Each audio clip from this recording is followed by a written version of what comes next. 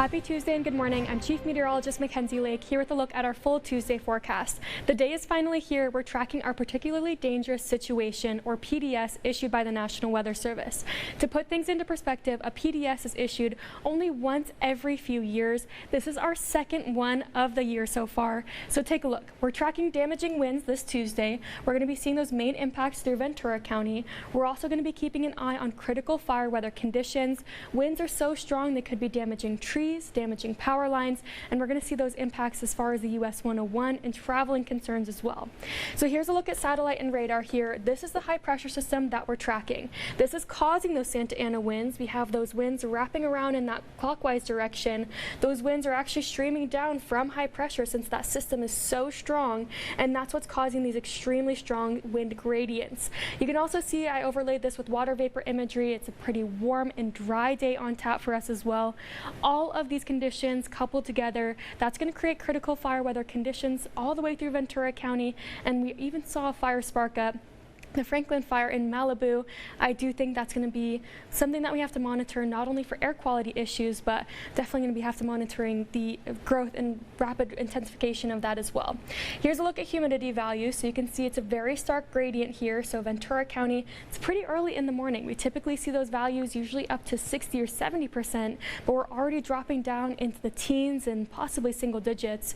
We have a red flag warning in effect for those areas in Ventura County, but also including interior portions of San Luis Obispo.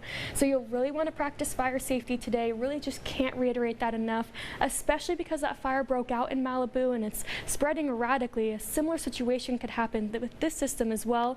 And just that last month, the last PDS that we actually had here in Ventura County, that sparked the mountain fire. But here's a look at wind gust reports. So I pulled up some data from the National Weather Service. Take a look at Pepperdine, 51 miles per hour. That was earlier this morning, and these conditions are not going to be ideal for firefighters, especially when heading down toward the southern half of the region where that Franklin fire is currently headed. So wind advisory, high wind warning, you can see in effect for all areas color-coded in blue here. Nothing has changed from these compared to yesterday from the National Weather Service. Still gusts near 70 miles an hour, so that's where those gusts get pretty hazardous, especially in higher elevation areas. You might be seeing those high-profile vehicles shaking around, and these could even be causing straight-line winds along the US 101. So if you're traveling 8:30 in the morning, you can see that push here, those north and northeasterly winds. This is gusts, so about 43 miles an hour there in Ventura, 44 in Oxnard. If you are traveling on the 101, make sure to have both hands on the steering wheel. Might feel that car shaking around a little bit. Luckily, by the middle of the day, winds begin to die down. So it's still going to be pretty blustery there by about lunchtime, but then you can see as we head into the evening hours, winds really start to lighten up.